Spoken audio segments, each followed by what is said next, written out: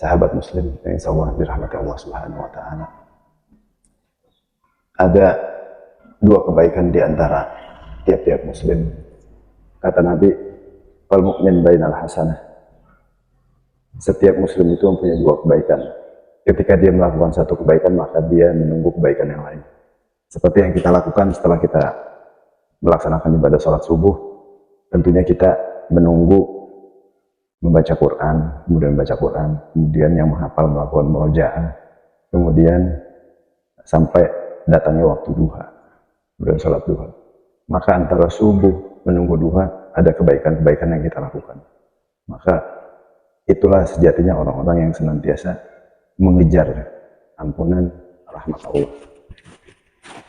Karena poinnya adalah setiap kebaikan itu diberikan ganjaran, satu kebaikan diberi ganjaran 10 kebaikan. Wal hasanatu bi asri amsalihha ila sab'ini atin. Jadi kebaikan itu diganjar 10 kali kebaikan, satu kebaikan. 10 kebaikan itu bisa semisal menjadi 700 pahala yang diberikan. Jadi sangat besar kebaikan yang kita lakukan itu ganjarannya. Tapi memang hal-hal itu, kebaikan-kebaikan tadi, ya memang hanya diminati orang-orang yang muhsin, orang-orang yang punya derajat takwa. Takwa itu artinya diserap dalam bahasa Indonesia itu takut. Berarti orang-orang yang takwa itu orang yang takut kepada Allah. Kategori orang-orang yang takwa itu seperti apa? Kemudian apa yang akan dia dapat? Dan apa-apa yang harus dia lakukan untuk mendapat status muttaqin, orang-orang yang takwa. Maka kata Allah, "Wasyari'u ila maghfiratin min rabbikum wa jannatin 'arduha as-samawati wal ardu uiddat lil muttaqin."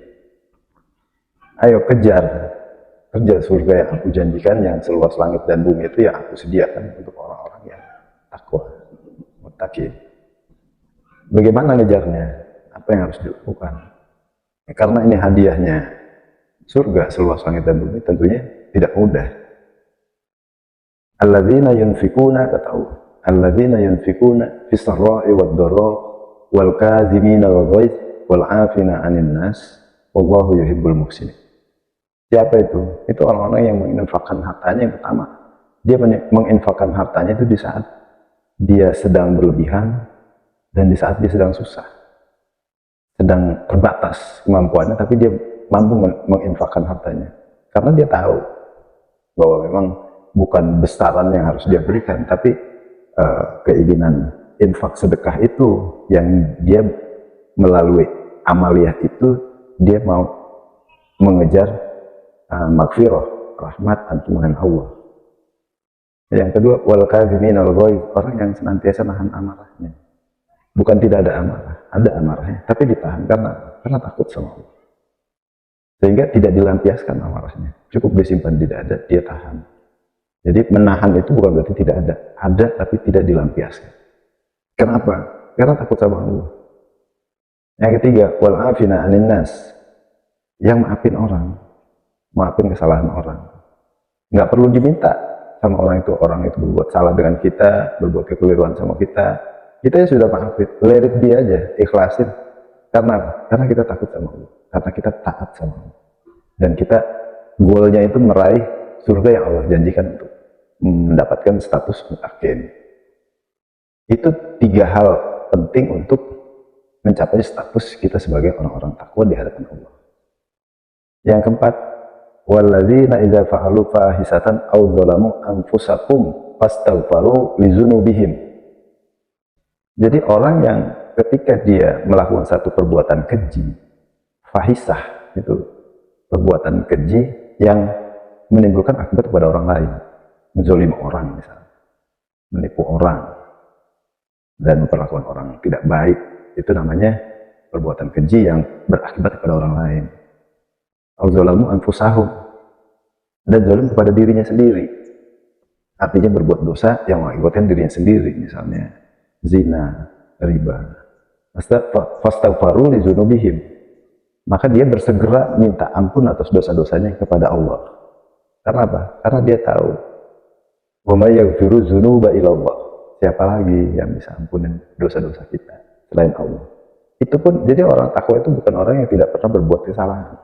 Dia berbuat kesalahan, tapi segera dia memohon ampun minta tobat atas kesalahan-kesalahan supaya dihapuskan kesalahan-kesalahan, dan Allah pasti ampuni dosa-dosa kita kalau kita mau bertobat. Ukurannya tobat, karena kalau kita tobat ada peluang diampuni. Yaghfiru liman yasha wa yu'adzibu man yasha. Jadi ada kemungkinan diampuni, ada kemungkinan ya disiksa juga. Tapi karena Allah Maghfir, Maha Pengampun, dan insya Allah diampuni dosa kita asal kita mau aja. Karena kata Allah, ya ibadi innakum tukhti'uni bil-laili wan nahar wa ana aghfiru dzunuba jami'a fastaghfiru aghfir lakum. Jadi kata Allah, aku tahu wahai hambaku bahwa kalian tuh melakukan kesalahan siang dan malam, dan aku wa ana aghfiru dzunuba, dan aku mengampuni dosa-dosa kalian. Maka beristighfar kepada aku, minta ampun kepada aku, akan aku ampuni. Sampai sebegitunya tuh Allah baiknya sama kita. Tinggal kita aja mau nggak mencapai status muttaqin, menggapai surga seluas langit dan bumi yang Allah janjikan. Dengan tadi ada syaratnya, karena iman aja nggak cukup. Kita yakin percaya kepada Allah, pada hari akhir, kepada para malaikat, kitab-kitab, rasul-rasul, qadar dan qadar, karena iman itu adanya di hati, dan itu harus ada refleksi, harus ada buktinya keimanan kita. Seperti tadi, kita maafin orang lain, kita menahan amarah, kita bersedekah di saat sulit, itu butuh effort yang lebih. Di hubungan sesama manusia harus baik. Maka sandingannya itu apa? Man kana yu'minu billahi wal yaumil akhir falyukrim darahu falyukrim dhaifah. Kalau kita beriman kepada Allah dan hari akhir, salah satunya itu kita memuliakan tetangga, memuliakan tamu. Jadi ada sandingannya tuh, iman dengan amal, dengan perbuatan.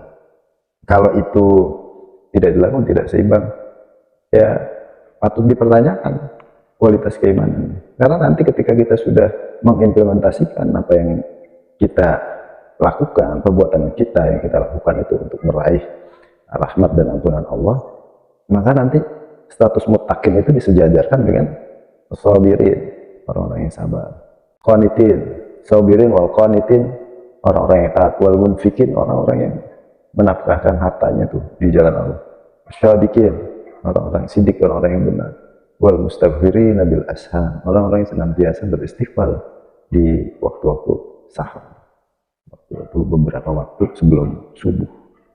Nah itu kalau sudah derajatnya itu, maka dia diklasifikasikan orang-orang itu. Berat memang, tapi ya itu harus kita paksa untuk kita lakukan, karena modal kita pulang ya itu bukan harta yang kita tumpuk-tumpuk, bukan kita mendiami orang yang kesulitan.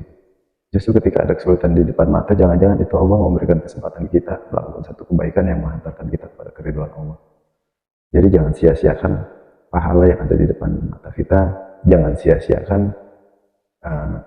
status yang sudah Nabi berikan kepada kita, yang sudah Allah banggakan kepada umat-umatnya baginda Nabi Muhammad SAW, bahwa al mukmin bainal hasanah, setiap mukmin itu mempunyai dua kebaikan, yakni telah melakukan kebaikan maka menunggu pada kebaikan yang lain. Semoga bermanfaat. Allahu a'lam bishawab. Assalamualaikum warahmatullahi wabarakatuh.